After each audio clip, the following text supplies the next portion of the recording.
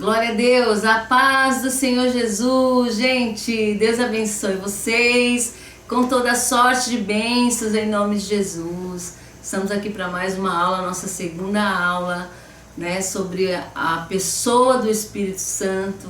Maravilhosa aula. Que Jesus possa tocar teu coração, meu, encher a nossa vida com a presença dele, que possamos nos render e amar mais e mais o nosso Deus. Eu creio que assim vai ser, em nome de Jesus, em nome de Jesus. Vamos orar? Pai amado, em nome do Senhor Jesus, obrigada, Senhor, pela tua gloriosa presença. Obrigada, meu Deus, por estar conosco neste momento. Fala aos nossos corações. Tu és o nosso mestre, Tu és o nosso Senhor. Nós queremos a tua presença. Senhor, nós queremos priorizar a tua presença. Queremos te pedir perdão, ó Deus, em nome de Jesus. Cada vez que não foi assim em nossas vidas, Pai. Nós te pedimos perdão agora. Clamamos, Senhor, por mais de Ti. Clamamos por mais de Ti, Senhor. Em nome de Jesus, fala conosco. Seja feita a Tua vontade, hoje e sempre, Pai. Em nome de Jesus. Amém. Glórias a Deus. Aleluias. Vamos ler aqui a palavra de Deus. Atos, capítulo 2. Vamos ler. Nos diz assim: cumprindo-se o dia de Pentecostes, estavam todos reunidos no mesmo lugar. De repente veio do céu um som, como de um vento veemente, impetuoso, e encheu toda a casa em que estavam sentados. Foram vistas por eles línguas repartidas como de fogo, as quais pousaram sobre cada um deles.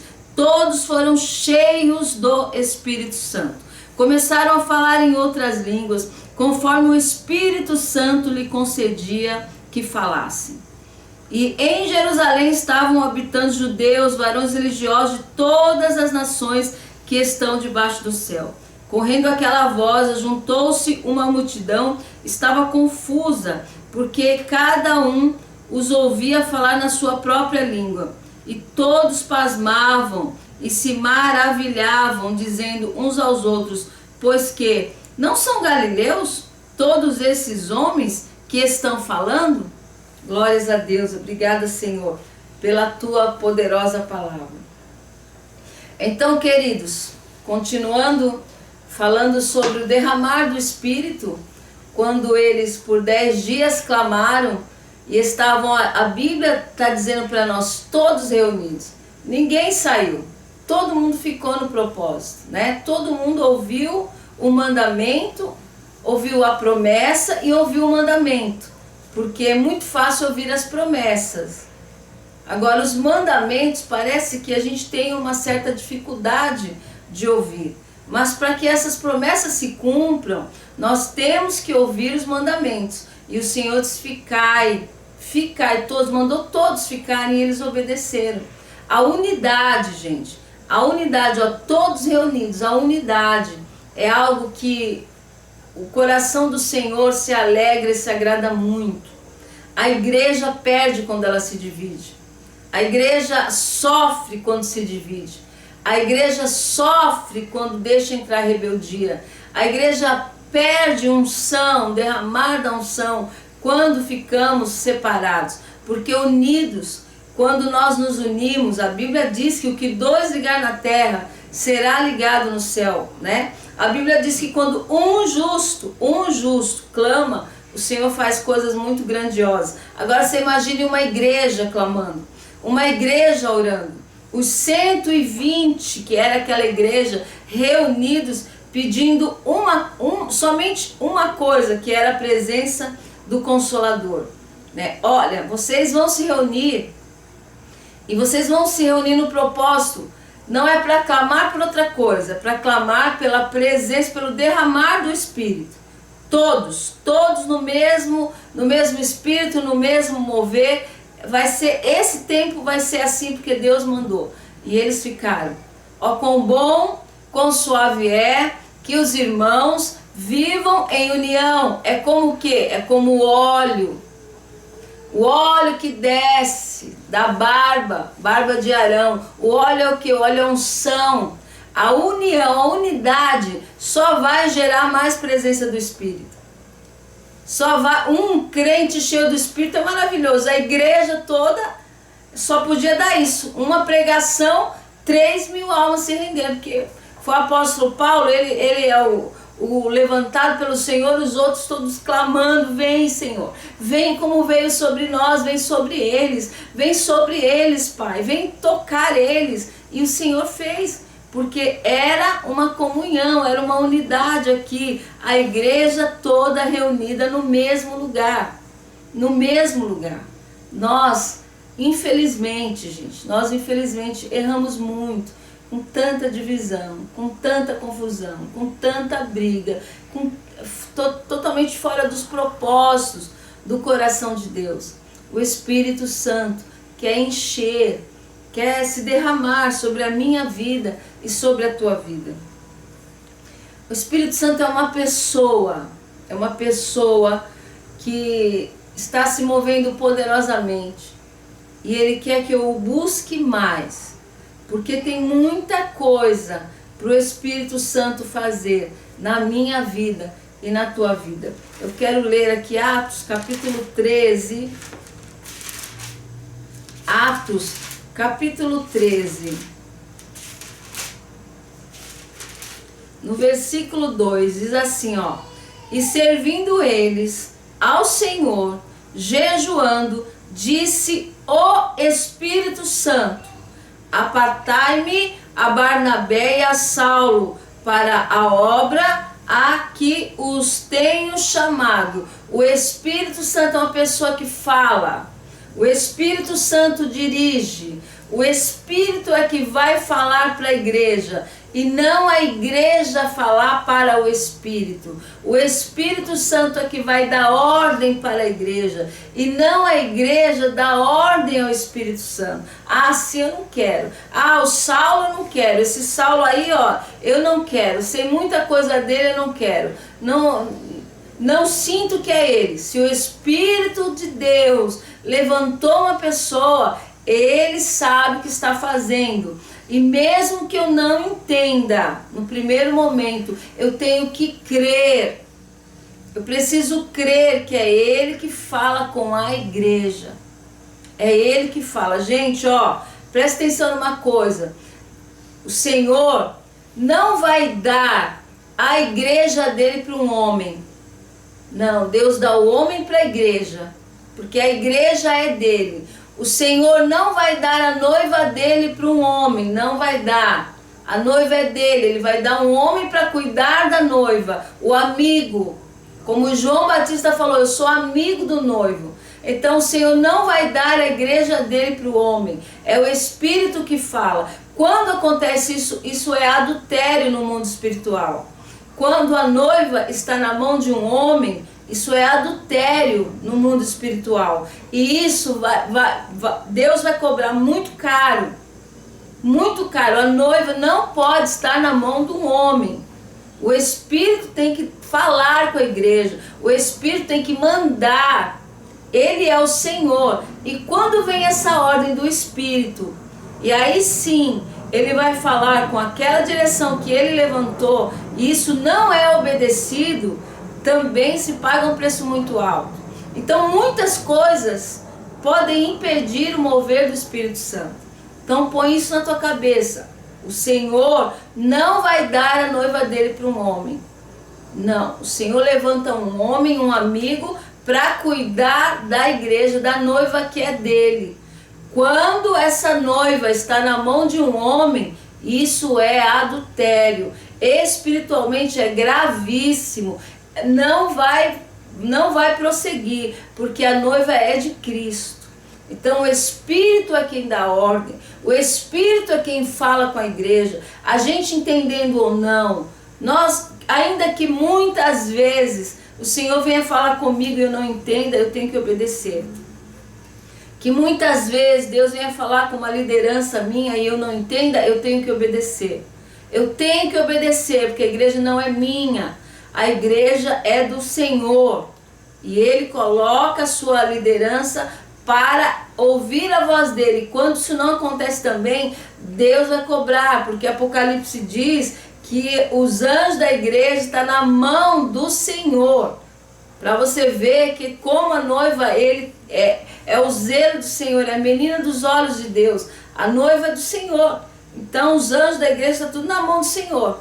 Nós temos que vigiar muito e entender o quanto é preciosa a noiva para Jesus, né? Então ele disse, olha, servindo eles ao Senhor, jejuando, disse o Espírito Santo, apartai-me, apartai-me, eu estou mandando, separa ele para a minha obra. Isso é poderoso, isso é tremendo. Nós precisamos saber quem manda nas nossas vidas, quem é o Senhor da minha vida, quem é o Senhor da tua vida. Isso é muito sério, muito sério. Então ele é uma pessoa, ele fala, ele está comandando tudo, tudo. Nada escapa dos olhos do Senhor. Tanto que a Bíblia vem falar para nós, olha, em 1 Samuel, no capítulo 10, no versículo 6, que o Espírito do Senhor se apoderou da vida de Saul e o transformou num outro homem lá. E o Espírito do Senhor se apoderará de ti e profetizarás com eles e tornar-te-ás um outro homem. Isso foi o que o Senhor fez com Saul. Deus derramou espíritos, você vai profetizar. Você vai ficar junto com os profetas e você vai profetizar. Eu vou mudar você, você vai ser um outro homem.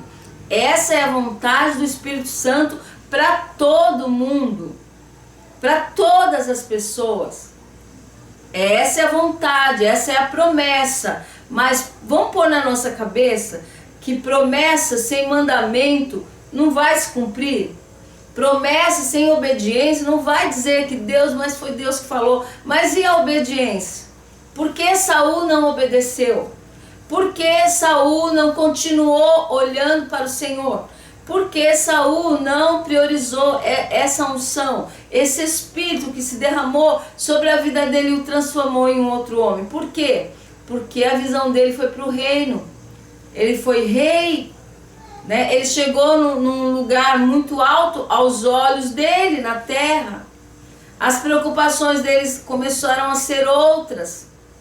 Ele não admitiu tantas coisas, foi largando, foi deixando, né? Não obedeceu o sacerdote, que era Samuel.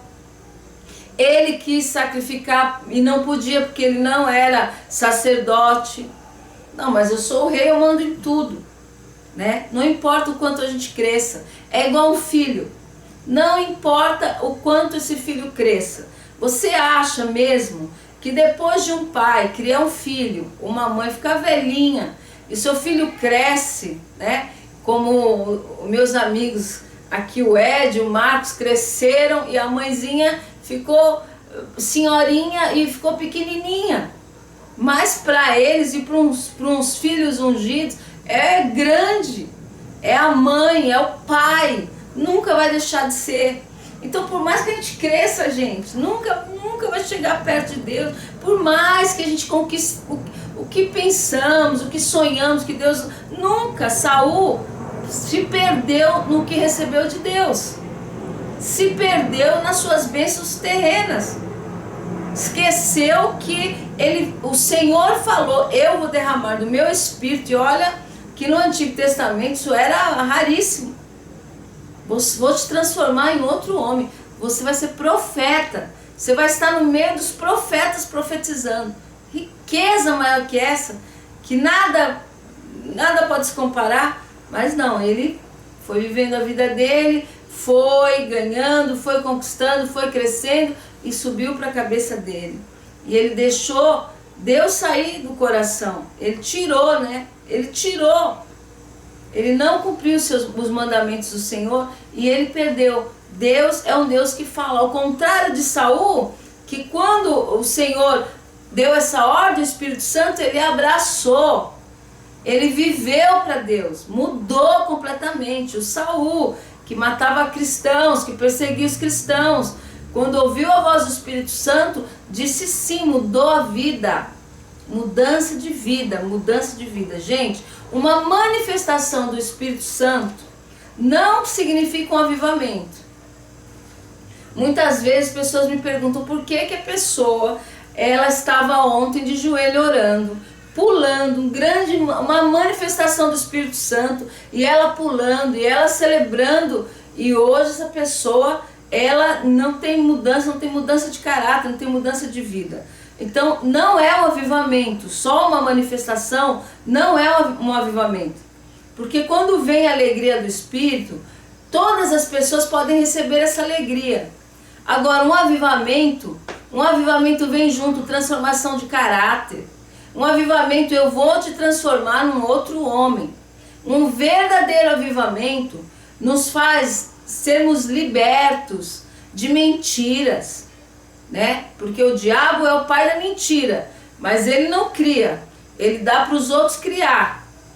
Todo mundo que quer pegar a filha dele e criar, ele entregou a filha para os outros criar, que é a mentira, é o pai da mentira. Então, quando eu tenho um avivamento na minha vida, não é uma manifestação que eu vou pular, porque pular, as pessoas pulam no carnaval, as pessoas pulam em muitos lugares. Isso não significa que houve um avivamento, né? Não significa. Por isso é que você, às vezes, poxa, a pessoa pregou tanto, pula tanto, tem os dons. Dons é a graça do Senhor sobre nossas vidas, mas não quer dizer que a pessoa tem um avivamento. Avivamento é estar vivo diante de Deus, é querer mudança de vida, é ter um caráter curado, é uma pessoa que mentia, não mentir mais, é uma pessoa que roubava, não roubar mais, é uma pessoa que vivia na prostituição, não ter nojo e chorar só de pensar que vivia numa vida dessa. É uma pessoa que tem vontade de, eu quero, oh meu Deus, veio essa manifestação, eu quero mais a tua presença, e é capaz de sentir tudo isso, não somente no meio de uma multidão, mas no seu quarto trancado. As manifestações do Espírito Santo, quando vem sobre toda a igreja. É lógico, uma presença tão poderosa, toda a igreja pode ser impactada. Até um Saul pode profetizar, até um Saul pode celebrar, mas o avivamento é dia após dia, é dia após dia. Olha o que nos diz Romanos capítulo 12. Romanos capítulo 12. Rogo-vos, pois, irmãos, pela compaixão de Deus, que apresenteis o vosso corpo em sacrifício vivo, santo e agradável a Deus, que é o vosso culto racional. E não vos conformeis com este mundo, mas transformai-vos pela renovação do vosso entendimento, para que experimenteis qual seja a boa, agradável e perfeita vontade de Deus. Olha, rogo-vos, pois, irmãos, pela compaixão de Deus, que apresenteis o vosso corpo em sacrifício vivo, santo, agradável a Deus, que é o vosso culto racional, o culto ao Senhor. E não vos conformeis. Eu posso cultuar, eu posso celebrar, eu posso louvar ao Senhor, mas tem que continuar. Não vos conformeis com este mundo. O culto é maravilhoso, eu vou celebrar, eu vou adorar, eu vou engrandecer. Afinal de contas, Ele é maravilhoso, Ele é poderoso, Ele merece tudo. Porém, a minha vida, aqui o apóstolo Paulo está dizendo, não vos conformeis com este mundo, mas transformai-vos pela renovação do vosso entendimento. Então, eu busco a presença do Espírito. Eu tenho as promessas do Espírito Santo. E aí o entendimento vai ser transformado como? Com a palavra de Deus. Com a palavra de Deus eu vou saber como tem que ser minha conduta, como tem que ser o meu caráter, como tem que ser a minha transformação. Então, eu não posso viver só de uma manifestação do Espírito. pessoas vivem, às vezes, uma manifestação de cura do Espírito Santo. Mas isso nunca vai significar que essas pessoas foram renovadas, que essas pessoas foram transformadas. E isso é uma atitude que eu preciso ter todos os dias. E quando isso? Todos os dias, gente. Todos os dias, todos os dias, todos os dias. Mas todos os dias cansa. Se você cansa de comer, você cansa de dormir, não é bom comer comida todo dia? E não é uma vez só, a gente come muito o dia todo. Buscar a presença do Espírito é a mesma coisa. Se você começa a buscar, você vai querer mais, você vai querer mais, você vai querer mais, e todo dia você vai querer. Então, você tem que dormir. É chato dormir todo dia? É uma necessidade do teu corpo. Teu espírito também tem necessidades. E a gente despreza isso.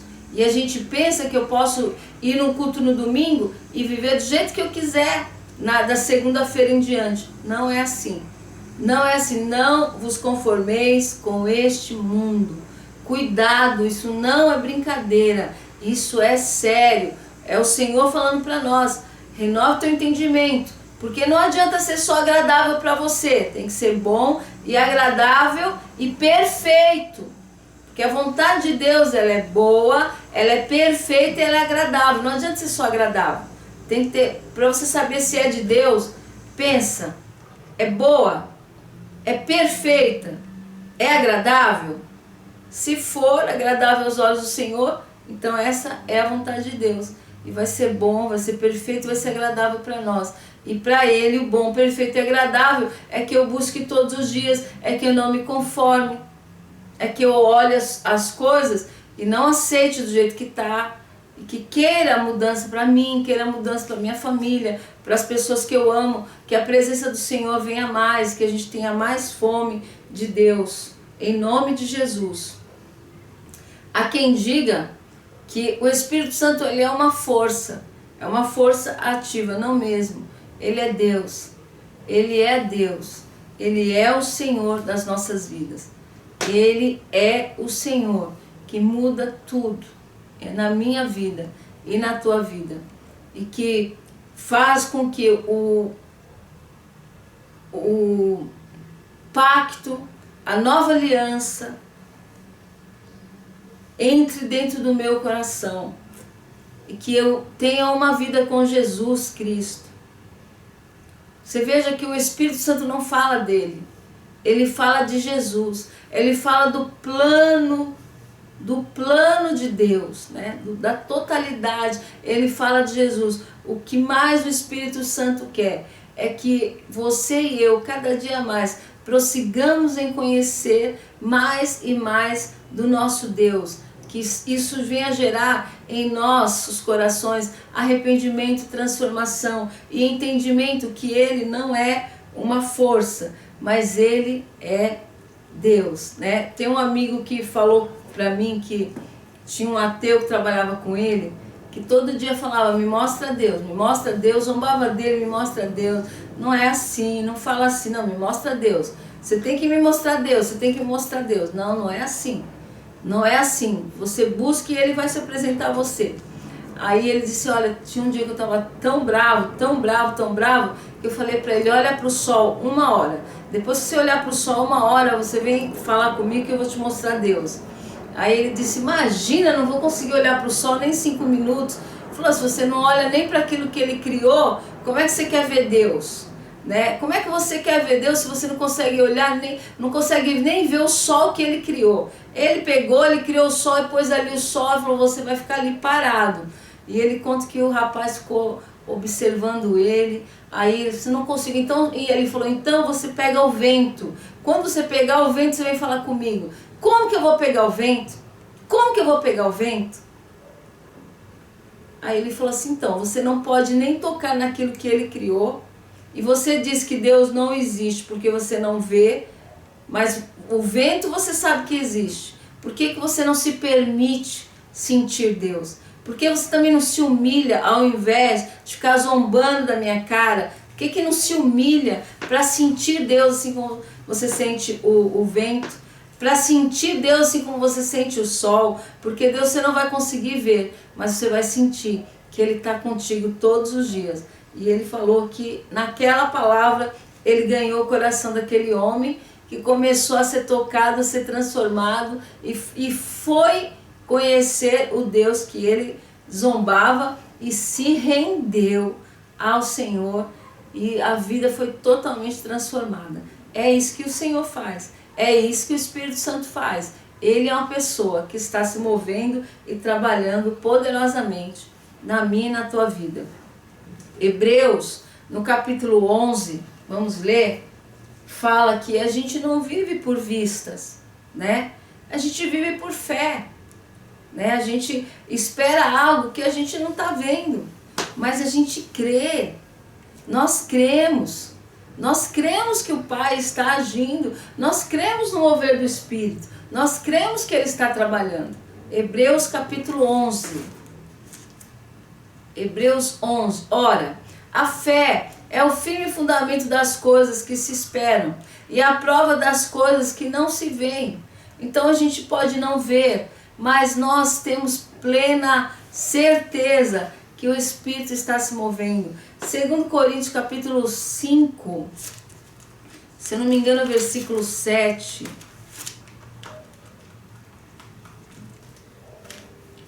2 Coríntios. Porque andamos por fé e não por vistas.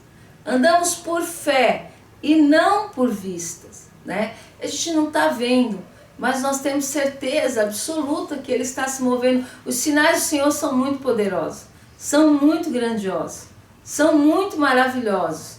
É algo assim impressionante das coisas que nós todos já vivemos com o Espírito Santo. Nós todos já vivemos com essa presença que é poderosa, que é grandiosa. Atos 8, 29. Atos 8, 29. Disse o Espírito a Filipe: chega-te e ajunta-te a esse carro. Eu acho essa passagem linda demais, gente. Linda demais. Linda demais essa passagem bíblica. Olha, o Espírito Santo falou para ele: vai ali perto daquele carro. Chega lá perto daquele carro. Quem de nós nunca ouvimos o Senhor falar: vai lá para aquela pessoa, chega perto daquela pessoa, fala com aquela pessoa, manda uma mensagem. Hoje a gente está chique, né? Não precisa nem ir. Manda uma mensagem para aquela pessoa. Quantos de nós já não ouvimos Deus falar? Fala para aquela pessoa que Jesus ama ele, que Jesus ama ela. A gente pede tanto para o Espírito de Deus falar. Nós queremos sentir a presença dele, nós cremos, temos fé, não estamos vendo, mas sabemos que ele fala. E quando ele fala, nós temos obedecido? Porque ele chega perto desse carro, o homem está lendo Isaías, o livro de Isaías, aí ele pergunta: você está entendendo o que você está lendo? Eu disse: como se não tem ninguém para explicar? E ele começa a explicar a palavra de Deus, e naquele mesmo momento, aquele exato momento, ele fala sobre o batismo, ele aceita o batismo, ele aceita o Senhor Jesus, aceita o batismo, passa pelas águas e é transformado numa nova criatura. Gente, tem noção do que acontece ali? E tem gente que diz: eu não acho que o Espírito Santo fala. E o que dizer de Atos, no capítulo 9, quando o Senhor fala para Ananias: vai à casa na rua direita e você lá vai falar com Saulo. Senhor, mas eu ouvi tanta coisa feia sobre esse homem. Vai lá, ele é um escolhido meu. E ele vai, e o Senhor faz uma grande obra na vida de Saulo, que é curado, que se transforma no Paulo. Quem falou? Espírito Santo. Ele é o mesmo hoje. Há muitos anos atrás, não aconteceu mais, mas há muitos anos atrás, eu saí da minha casa, acho que estava indo buscar meus filhos na escola, estava subindo um jovem e veio no meu coração assim que o nome dele era Marcos. veio no meu coração. Gente, eu não lembro o nome, é só um exemplo. E o Senhor falou, chama ele. Eu já estava bem longe e eu, não vou chamar. E se não for? Não, chama ele. E fala para ele voltar para minha casa.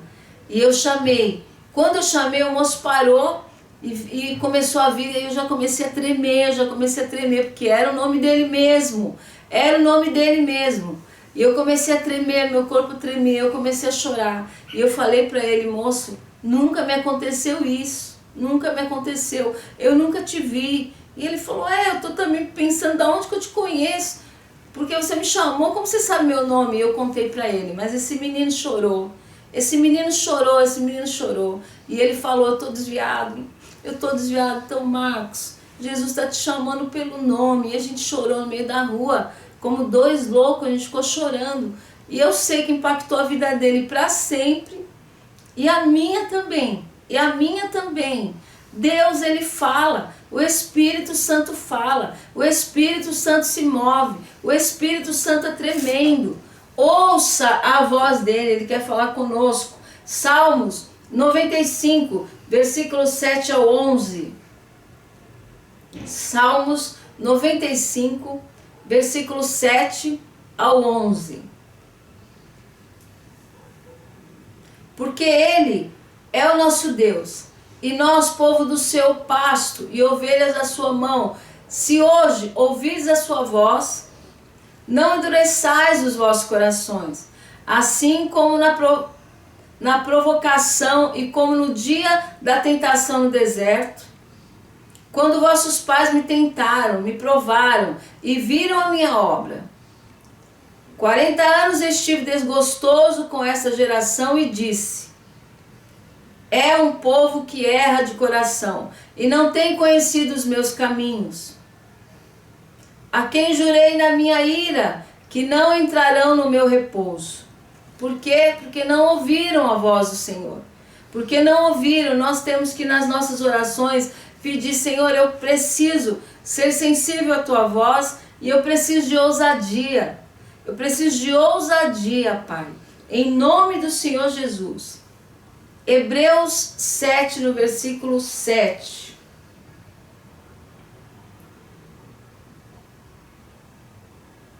Hebreus capítulo 7.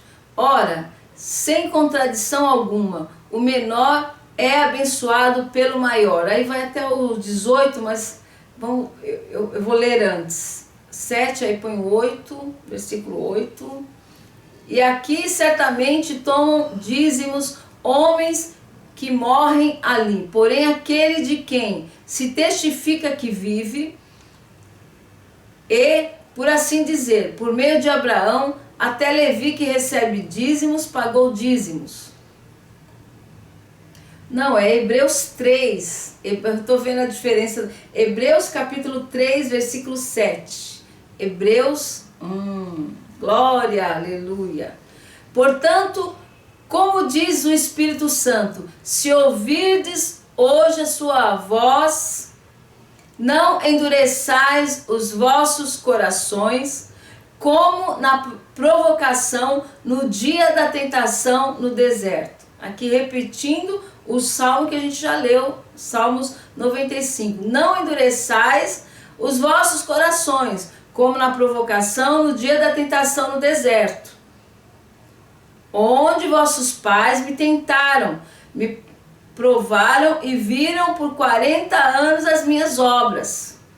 Por isso me indignei contra essa geração e disse, estes sempre erram em seu coração e não conheceram os meus caminhos. Assim jurei na minha ira que não entrarão no meu repouso. Ok, até aí.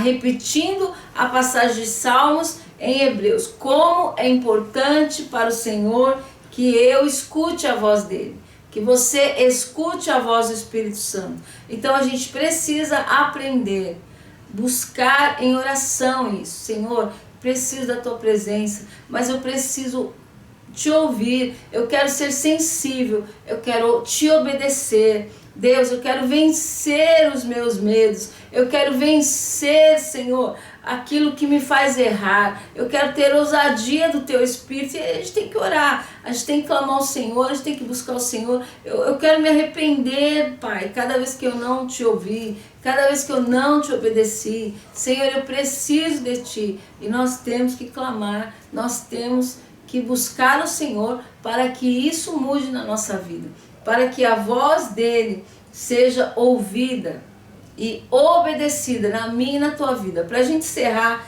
Jeremias 31, versículo 33 e 34.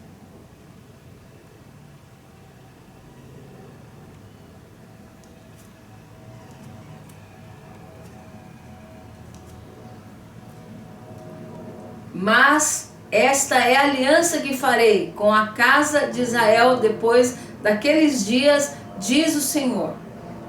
Porei a minha lei no seu interior e a escreverei no seu coração. E eu serei o seu Deus e eles serão o meu povo.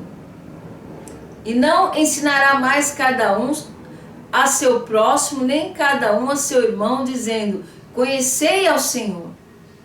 Porque todos me conhecerão, desde o menor até o maior deles, diz o Senhor. Porque lhes perdoarei a sua maldade, nunca mais me lembrarei dos seus pecados. O que é a gente ouvir, o que é a gente obedecer, o que é a gente viver, é isso que está no coração do Senhor. Que isso chegue a um ponto que todos conheçam, que todos se rendam, que todos se prostrem, que o Espírito Santo, a partir de hoje, tenha muito mais liberdade na minha vida.